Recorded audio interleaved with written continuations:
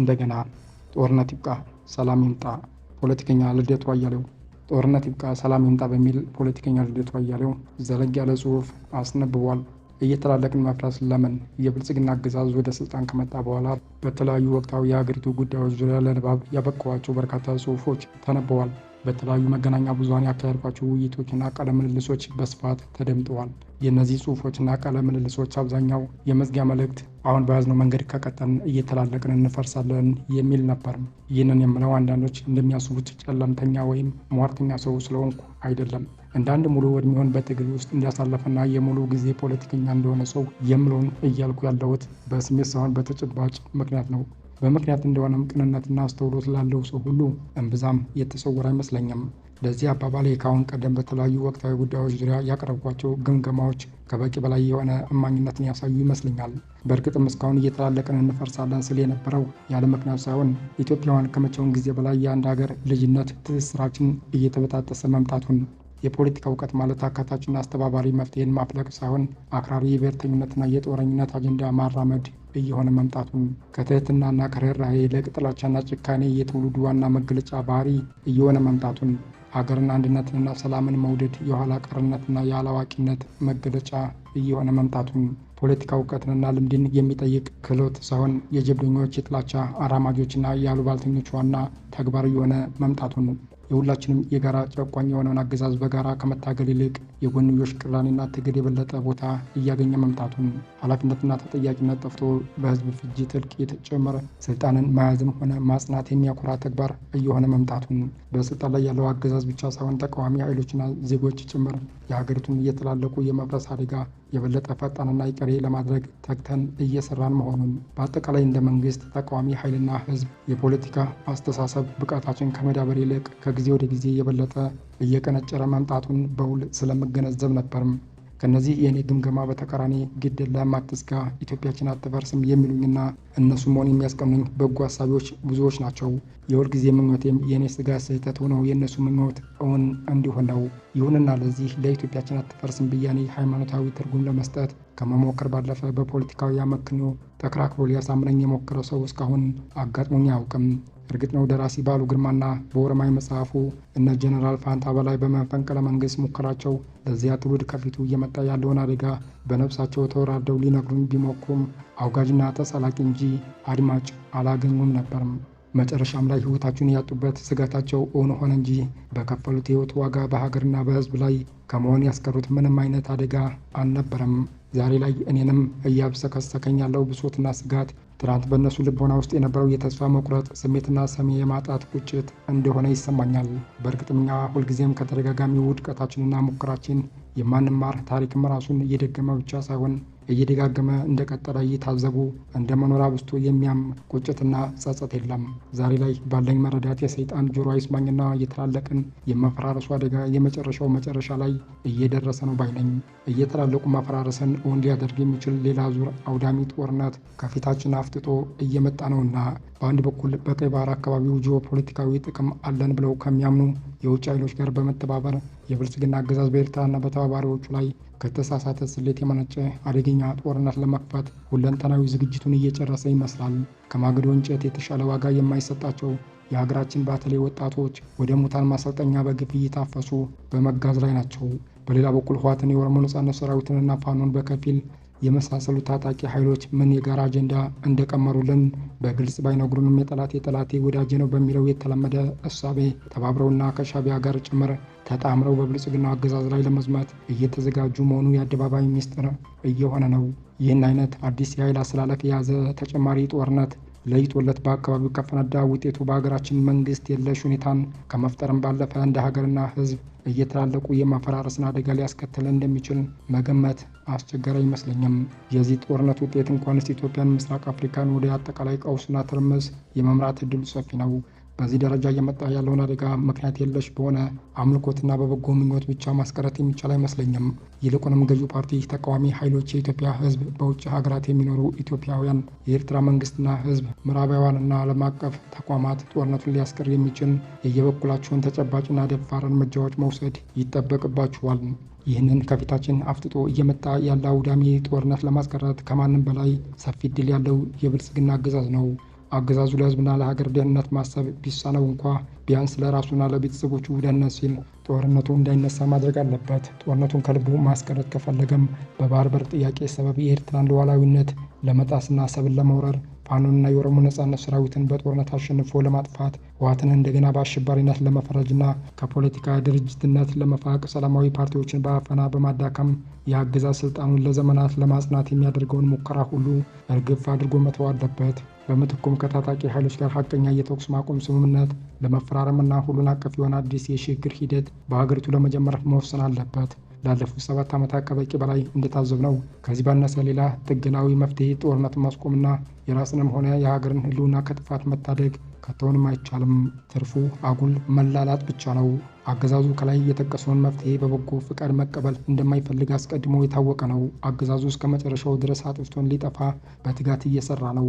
በዚህ ምክንያት እየተላለቁ ከመፍረስ የመዳኑ መፍትሄ ከእንግዲህ በዋናነት የሚጠበቀው ከአገዛዙ ሳይሆን ከተቃዋሚ ጎራና ከህዝቡ መሆኑ የግድ ይሆናል። ተቃዋሚ ጎራ በውስጣዊ የስልጣን ሹክቻ ከመራኮት ይልቅ ውስጣዊ አንድነቱን ጠብቆ በጠንካራ ድርጅት ከተመራ በልዩነት አጀንዳ ላይ ከማተኮር ይልቅ ለጋራ ሀገራዊ ጉዳዮች የበለጠ ትኩረት ከሰጠና የጎንዮሽ የእርስ በርስ ቅራኔዎችን አርግቦ ዋና ትኩረቱን በስልጣን ላይ ባለው አገዛዝ ላይ ካደረገም ሰላማዊ ትግል ከማንኛውም የትግል ስልት በላይ ኃይል አቅም መሆኑን አምኖ ከተቀበለ በስልጣን ላይ ያለውን አገዛዝ በቀላሉ ለእውነተኛ ድርድር ሊያንበረክከው ወይም በህዝብ ትግል ሊያሸንፈው ይችላል። ስለሆነም ተቃዋሚ ፓርቲዎች ጦርነት ይብቃ ሰላም ይምጣ የሚለውን ወቅታዊና አንገብጋቢ አጀንዳ በማንገብ መንግስት በህዝብ ትግል ተገዶ ሀቀኛና ዘላቂ የተኩስ ማቆም ስምምነት እንዲፈርም ከዚያም ሁሉን አቀፍና አዲስ የሽግግር ሂደት እንዲጀመር የሚያስችል አገዛዝ አንቀጥቅጥ የሆነ ጠንካራና የተባበረ ትግል ማካሄድ አለባቸውም። በእኔ እይታ የሚሰራውን በአግባቡ በማወቅ የበቃና የሚጠበቅበትን መስዋዕትነት በጽናት ለመክፈል የተዘጋጀ ተቃዋሚ ኃይል በሀገሪቱ ቢኖር ኑሮ የወቅቱን አገዛዝ ለማሸነፍ በተጋነነ ግምት ከ3 ወራት የበለጠ ጊዜ ባልጠየቅን ነበር። የሚያሳዝነው ተቃዋሚዎች ሁለንተናዊ ብቃት ለመፍጠር ይቅርና ተከባብሮ ለመነጋገርና ለመግባባት እንኳንስ 3 ወራት ሌላ 3 አስርት ዓመታትም የሚበቃን አንመስልም። የእኛ አመራር ያጣ ድክመት እስካልተፈታ ድረስም የቱንም ያህል ደካማና በህዝብ የተጠላ ቢሆንም ተላልቀን እስከምንፈርስ ድረስ አገዛዙ በስልጣን ላይ መቆየቱ አይቀርም። እንዳለመታደል ሆነና ሀገሪቱ የምትፈልገውን መፍትሄ ለማምጣት ገዢ ፓርቲ ፍላጎቱ፣ ተቃዋሚ ጎራ ደግሞ ብቃቱ የለውም። እነዚህ ሁለት ኃይሎች እየተላለቁ ከመፍረስ ሊታደጉን ካልቻሉ ደግሞ ዋናው መፍትሄ የሚጠበቀው ከዋናው የሀገሩ ባለቤት ከኢትዮጵያ ህዝብ መሆኑ የግድ ይሆናል። እየተላለቁ የማፈራረስ አደጋ አፍጥጦ ሲመጣ ተጎጂ የሚሆነው ሁሉም ህዝብ ወይም እያንዳንዱ ዜጋ ስለሆነ ህዝቡ ከመንግስቱ ወይም ከተቃዋሚዎች መፍትሄ ይመጣል ብሎ በዝምታ መጠበቅ የለበትም። ከእነሱ የሚጠበቀው መፍትሄ እስከ ወዲያኛው ላይመጣ ስለሚችል እጁን አጣጥፎ በመጠበቅ ራሱን ለህልውና አደጋ ማጋለጥ የለበትም። አንድ ህዝብ ጥቅሙን የሚያውቅና የበቃ የለውጥ ኃይል ነው ሊባል የሚችለው እንዲህ አይነት ህልውናን የሚፈታተን አደጋ ሲገጥመው ራሱን ለማዳን በሚወስደው ወሳኝ የለውጥ እርምጃ ነው። ህዝቡ ከሌሎች የሚመጣ መፍትሄ በከንቱ ከመጠበቅ ይልቅ በራሱ ተነሳሽነት የተለያዩ ህዝባዊ አደረጃጀቶችን በመጠቀም እርስ በርሱ በመነጋገርና በየአካባቢው በመሰባሰብ የራሱን አካባቢያዊ መሪዎች በመምረጥ ወይም በመከተል የራሱን ጠንካራና በህዝባዊ እምቢተኝነት የታገዘ አገዛዝ አንቀጥቅጥ ትግል በሀገሪቱ ዋና ዋና ከተሞች ማካሄድ አለበትም። ቢያንስ የሀገሪቱ ምሁራን፣ ወጣቶችና የከተማ ነዋሪዎች የታጣቂዎችን ነፃ አውጪዎችን ቁጭ ብሎ ከመጠበቅ ጦርነት ይብቃ ሰላም ይምጣ በሚለው ወቅታዊ አጀንዳ ዙሪያ በመሰባሰብ ተጨባጭ ለውጥ የሚያመጣ ጠንካራ ትግል ሊያካሂዱ ይገባል። የተቃዋሚ ፓርቲዎች ደካማ መሆንም ሆነ የፒያሳና የካሳንቺስ ሰፈሮች መፍረስ ህዝባዊ ትግል ላለማድረግ ምክንያት ሊሆን አይችልም። ለመረጃ ቴክኖሎጂ ምስጋና ይገባውና 20 ሚሊዮን የኢትዮጵያ የከተማ ነዋሪዎችን እንደ አንድ ሰፈር የእድር አባላት በአንድ ጡርንባ መጥራትና ማንቀሳቀስ የሚቻልበት እድል ተፈጥሯል። በአንድ ሀገር መሰረታዊ ለውጥ እንዲመጣ መንግስት፣ ተቃዋሚ ኃይሎችና ህዝቡ በቅደም ተከተል ወሳኝ ድርሻ አላቸው። አንድ ሀገር ከህልውና ጥፋት ሊድን የሚችለው ከነዚህ 3 ተዋናዮች ውስጥ ሲቻል 3ቱ፣ ካልተቻለ 2ቱ፣ ያም ካልተቻለ ቢያንስ አንዱ ኃላፊነቱን ለመውጣት ብቁ ሆኖ ሲገኝ ነው። አለመታደል ሆነና በወቅቱ የሀገራችን ተጨባጭ ሁኔታ 3ቱም አካላት አደጋን የማስቀረትም ሆነ ለውጥን የማምጣት ብቃት ላይ አይደሉም። መንግስትና ተቃዋሚዎች ብቻ ሳይሆኑ ህዝቡ ከማንምና ከመቼውም ጊዜ በላይ ለራሱ ህልውና መታገል የተሳነው ፈሪና ድንዙዝ መናጆ ሆኗል። መንግስትና ተቃዋሚዎች በዚህ መጠን ደካማና ኃላፊነት የማይሰማቸው የሆኑትም በሌላ ምክንያት ሳይሆን የህዝቡ ድክመት ነጸብራቅ በመሆናቸው ነው። ህዝብ የሚገባውን ስርዓት ያገኛል የሚባለውም በዚሁ ተገቢ ምክንያት ነው። እንደዚህ ከ3 አንድ ያጣ ሀገርና ህዝብ በመሆናችን ምክንያት ነው። ከመዳን ይልቅ እየተላለቁ የመፈራረስ እድላችን የበለጠ አይቀሬ የሆነ የመጣው በውጭ ሀገራት ከሚኖረው ኢትዮጵያዊ በአሁኑ የኢንፎርሜሽን ዘመን በውጭ ሀገራት ነዋሪ የሆነው ኢትዮጵያዊ ለሀገር ውስጡ ትግል መጠናከር ከፍተኛ ሚና የመጫወት እድል አለው።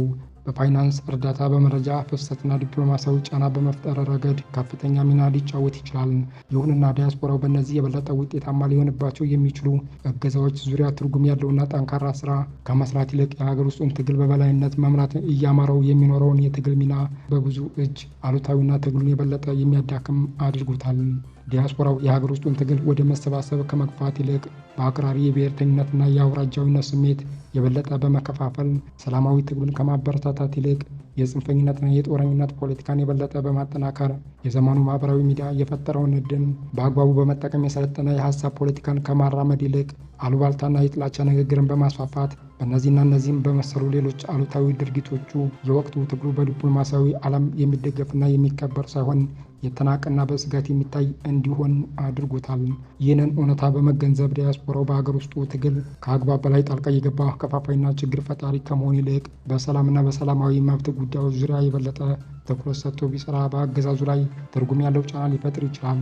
በተለይም በአሁኑ ወቅት የጦርነት ደጋፊ ሆኖ ከመቆም ይልቅ ጦርነት ይብቃ፣ ሰላም ይምጣ የሚለው ወቅታዊ አጀንዳ ዋና ባለቤት በመሆን ጠንካራና ትርጉም ያለው የዲፕሎማሲ ትግል ቢያደርግ በአገዛዙ ላይ ጠንካራ ጫና በመፍጠርና እየተላለቁ የመፈራረሱን አደጋ በማስቀረት ረገድ ትልቅ ሚና ሊጫወት ይችላል።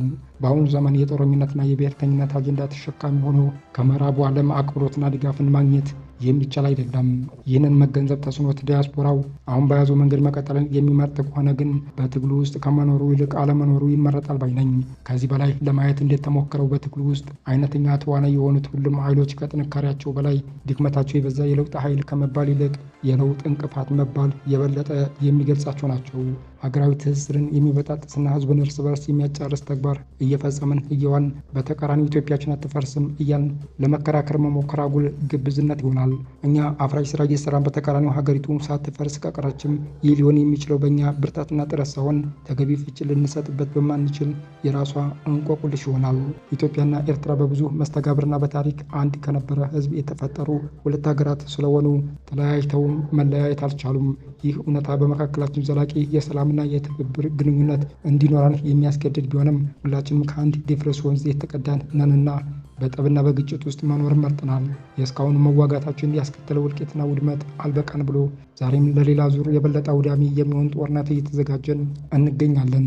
ከመከራ መማር የምንችል አይደለንምና ተጠፋፍተን ካላለቅን በስተቀር መቼም ቢሆን እርስ በርስ መዋጋት የሚበቃን አይመስልም።